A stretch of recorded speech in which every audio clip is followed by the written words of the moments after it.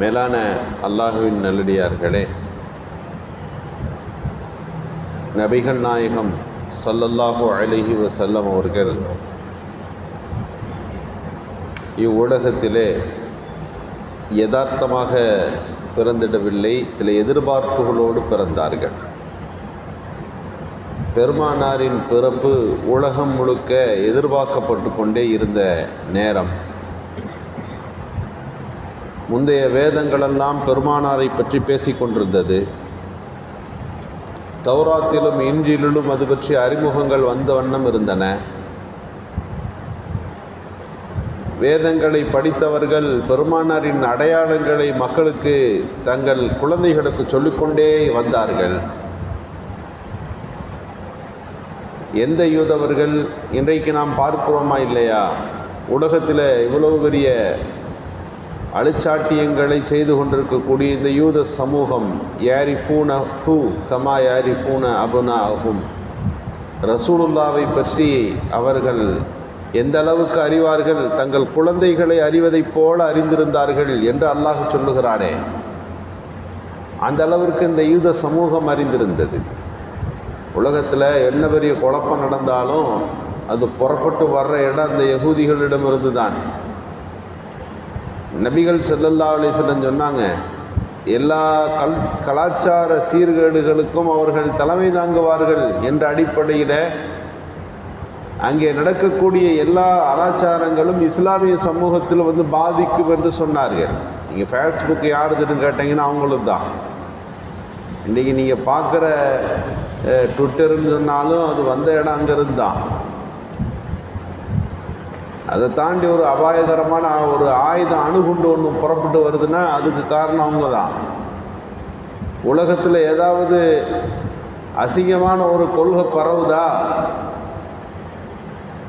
அதனுடைய தலைமை பீடம் அது யகூதிகளின் தலைமை பீடமாக இருக்கிறது என்பதை நாம் பார்க்கிறோம். இவ்வளவு பெரிய சமூகம் காந்திகிட்ட கேட்டாங்க, இவங்களுக்கு ஒரு நாடு தரணுமான்னு. காந்தி சொன்னார், கொள்கையிலே மக்கள் எல்லாம் ஈர்க்கப்பட்டு மக்கள் அத்தனை பேரும் அந்த கொள்கையினால் உந்தப்பட்டு ஒரு நாடு ஒரு மதம் சார்ந்ததாக மாறுகிறது என்பது தான் உலகத்தில் நான் பார்த்துட்டு வர்றேன். இல்லைன்னா யுத்தங்களில் ஒரு நாட்டை சில பேர் பிடித்து அது அவர்களின் நாடாக மாறுவதை பார்த்துருக்கிறேன். இவர்களுக்குன்னு நம்ம எல்லாம் கூப்பிட்டு வச்சு ஒரு நாடு ஏன் நம்ம தரணும்? அவர்களின் கொள்கை என்ன அவ்வளோ உயர்ந்த கொள்கையாகவா இருக்கிறது? ஒருவன் சாதாரண மனிதன் அவர்கள் கொண்டிருக்கிற யகூதியத் என்ற அந்த மார்க்கத்தை தழுவியவனாக ஆக முடியுமா? பிறந்தால் தானே அப்படி ஆக முடிகிறது. கொள்கையும் அவர்களிடத்தில் சரியில்லை, ஏன் இவர்களுக்கு நாடு என்று கேட்டார். இங்கே நாம் கவனிக்க வேண்டும், நபிகள் பெருமானார் ஸல்லல்லாஹு அலைஹி வஸல்லம் அவர்கள் பிறப்பு உலகத்தில் ஏன் எதிர்பார்க்கப்பட்டதென்றால், பல்வேறு மாற்றங்களை நபி அவர்கள் உலகத்தில் செய்ய இருந்தார்கள். ரசூலுல்லாஹ்வுடைய சிறப்புல 2 சிறப்பு முக்கியமானது. பெருமானார் ஸல்லல்லாஹு அலைஹி வஸல்லம் மனிதர்களுக்கும் நபி, ஜின்களுக்குமான நபி. இதுக்கு முன்னாடி வாழ்ந்த எந்த நபியும் 2 பேருக்கும் நபி கிடையாது. ஜின்னுக்குன்னு ஒரு தனி நபி வருவார்கள். அந்த ஜின் சார்ந்த சமூகத்தை, ஜின்னுக்கு அனுப்பப்பட்ட ஜின் இனத்தை சார்ந்த நபி தான் வழி நடத்துவார். சுலைமான் அலைஹிஸ்ஸலாத்துக்கு சின்ன அதிகாரம் ஜின்கள் மீது கொடுக்கப்பட்டிருந்தது. ஆனால் ஜின்களுக்கு சுலைமான் அலைஹிஸ்ஸலாம் நபி கிடையாது. ஆனால் ரசூலுல்லாஹி ஸல்லல்லாஹு அலைஹி வஸல்லம் அவர்கள் நபியாக அனுப்பப்பட்ட போது ஜின் இனமும் நபிகள் பெருமானாரை கொண்டு ஈமான் கொள்ள வேண்டும். எல்லோரும் ஈமான் கொண்டார்கள். இது ரசூலுல்லாஹ்வுடைய தனி சிறப்பு. 2வது தனி சிறப்பு, ரசூலுல்லாஹி ஸல்லல்லாஹு அலைஹி வஸல்லம் இறுதி நபி. லா நபிய பாதி, எனக்கு பிறகு நபி கிடையாதுன்னு ரசூலுல்லாஹ் சொன்னாங்க இல்லையா? அப்போ கடைசி நபி. இதுக்கு மேலே நபின்னு யார் சொன்னாலும் அவன் பேர் தஜ்ஜால்னு சொல்லணும். இதுக்கு பிறகு ஒருத்தர் நானும் நபி என்று சொன்னால் தஜ்ஜால். நபி ஸல்லல்லாஹு அலைஹி வஸல்லம் சொன்னார்கள், இந்த உம்மத்தில் 30 தஜ்ஜால்கள் வருவார்கள் அப்படின்னு இருக்குது. ஒரு ரிவாயத்தில் 70 தஜ்ஜால்கள் வருவார்கள் இருக்குது. என்ன தஜ்ஜால் அப்படின்னா என்னன்னா, தன்னையும் நபின்னு சொல்கிறவங்க. நானும் நபி தான் சொல்லுவாங்க. நபி என்று சொல்பவர்கள் அத்தனை பேரும் தஜ்ஜால். அல்லாஹ் நான் என்று சொல்லுகிற ஒரு தஜ்ஜால் ஒருத்தன் வருவான். அவனால் ஏற்படக்கூடிய குழப்பம் ரொம்ப பெரிய குழப்பம். அவன் கியாமத்துக்கு பக்கத்தில் வருகிறான். அந்த தஜ்ஜாலுக்கு பேர் மசீஹி தஜ்ஜால்னு சொல்லுவாங்க. ஏன்னா ஈசா அலைஹிஸ்ஸலாம் தான் அந்த தஜ்ஜாலை கொல்லுவார்கள். மற்ற தஜ்ஜால்களுக்கு இருந்து கொஞ்சம் வேறுபாடு. அல்லாஹ்வுக்குள்ள பண்பு என்கிட்ட இருக்குதுன்னு அல்லாஹ் அப்படிப்பட்ட சில ஆற்றல்களை அவனுக்கு தந்திருப்பான். கொன்று விட்டு உயிர் கொடுத்து எழுப்பி காட்டுவான். அவனுடைய பல்வேறு அற்புதங்கள் என்று சொல்வதில்லை, மக்களை வழிகெடுப்பதற்காக வேண்டி அவன் கையாளுகிற பல்வேறு விஷயங்கள் ஹதீஸ்லெல்லாம் வருது. ஆக நபி ஸல்லல்லாஹு அலைஹி வஸல்லம் சொன்னாங்க, எனக்கு பிறகு 30 தஜ்ஜால்கள் வருவார்கள், 30 பேர் நபி சொல்லுவாங்க, ஆனால் நான் தான் நபி, நான் தான் இறுதி நபி, எனக்கு பிறகு நபி கிடையாது என்று அறிவித்தார். அப்படின்னா என்ன அர்த்தம்னா, ரசூலுல்லாஹி ஸல்லல்லாஹு அலைஹி வஸல்லம் அவர்கள் இவ்வுலகத்துக்கு வந்த பிறகு அவர்களால் ஏற்படக்கூடிய மாற்றம் என்பது கியாமத்து வரை ஏற்படக்கூடிய மாற்றம். அல்லாஹ்வே முடிவு செஞ்சிடறான், ரசூலுல்லாஹ்வுக்கு பிறகு நபி தேவையில்லை. அவ்வளோ பெரிய சீர்திருத்தங்களை நபி அவர்கள் ஒரு குறுகிய ஆண்டிலே செய்ய போகிறார்கள். எனவே தான் பனு இஸ்ரவேலர்கள் கடைசியாய் வர இருக்கிற நபி தங்கள் சமூகத்தில் வர வேண்டும் என்று அவர்கள் எதிர்பார்த்தார்கள். ஹதரத் நபிகள் பெருமானார் ஸல்லல்லாஹு அலைஹி வஸல்லம் அவர்களால் ஏற்பட்ட மாற்றங்கள் எப்படிப்பட்டது? ஐயாமுல் ஜாஹிலியா என்ற அந்த குறுகிய காலகட்டத்தில் ஏற்படுத்தப்பட்ட மாற்றங்கள் மட்டும் நோக்கமில்லை. உலகத்தில் எது சத்தியம் எது அசத்தியம் என்பதற்கான உரைக்கல்லாக நபிகள் பெருமானார் ஸல்லல்லாஹு அலைஹி வஸல்லம் வாழ்ந்தார்கள். மாதா ஹசிரல் அலம் ஃபி இன்ஹிதாத்தில் முஸ்லிமின், முஸ்லீம்கள் ஆட்சியில் அதிகாரத்திலிருந்து இறக்கப்பட்டதுனால என்ன பாதிப்பை என்ன இழப்பை இந்த உலகம் சந்தித்தது என்று ஒரு புத்தகம். இஸ்லாம் ஆட்சியில் இருந்தபோது உலகத்தில் நிலைநாட்டப்பட்ட நீதியும் மனித ஒழுக்கங்களும் மனித மாண்புகளும் இன்றைக்கு குலைந்து போயிருக்கிறது. ஒரு தனி மனிதனுக்கும் மரியாதை வேண்டும் என்று இஸ்லாம் எங்கெல்லாம் ஆட்சி செய்தது அங்கெல்லாம் நிலைநாட்டியது. மனுஷன் அப்படின்னு மட்டும் பார்க்கணும் என்று வலியுறுத்தியது.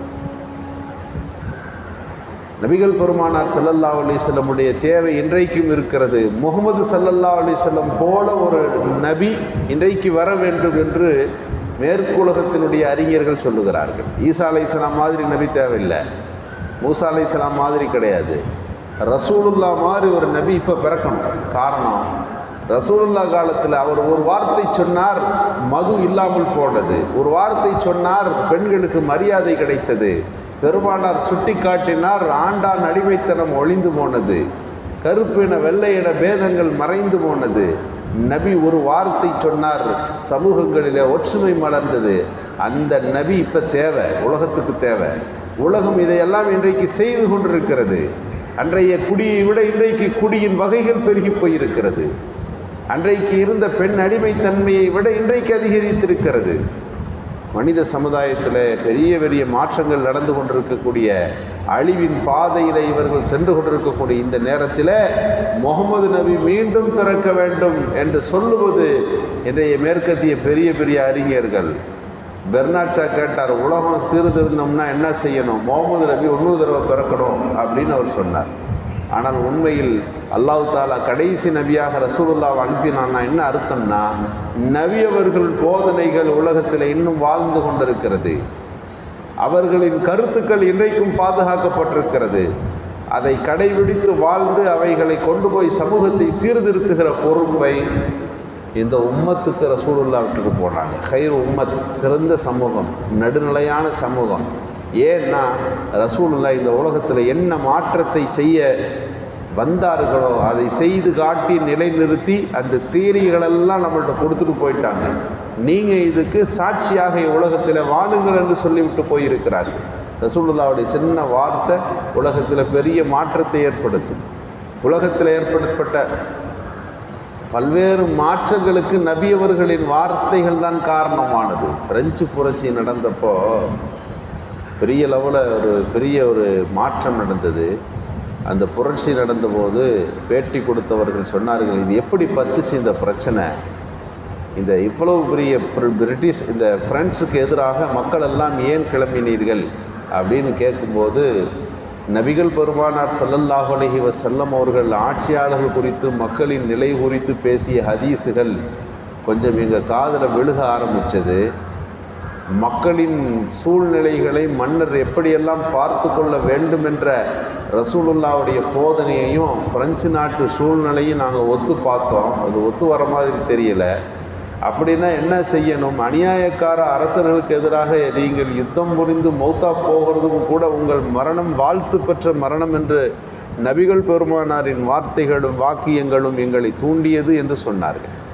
இங்கே நாம் கவனிக்க வேண்டும், உலகத்தில் எந்த பெரிய மாற்றங்கள் நடந்தாலும் அதற்கு பின்னணியில் நபிகள் பெருமானார் ஸல்லல்லாஹு அலைஹி வஸல்லம் அவர்களுடைய வழிகாட்டுதல்கள் உலகத்தில் இருந்து கொண்டிருப்பது தான் ரசூலுல்லாஹ் இன்றைக்கும் வாழ்ந்து கொண்டிருக்கிறார்கள் என்பதற்கான அடையாளங்களாக இருக்கின்றன. நபி அவர்களின் பிறப்பு அதனாலே வரவேற்கப்பட்டது. உலகம் சீர்பெற வேண்டுமானால், உலகம் சீரான பாதையிலே நடைபெற வேண்டுமா என்றால் நபிகள் பெருமானாரின் தேவை, அவர்களின் வழிகாட்டுதல்கள் உலகத்துக்கு அவசியம். எனவே நபி அவர்களின் வாழ்க்கை வரலாற்றை படிப்பதும் அவர்களின் வழிகாட்டுதல்களை கடைபிடிப்பதும் நம் மீது பொறுப்பாக இருக்கிறது. அல்லாஹ் தௌஃபீக் செய்வானாக.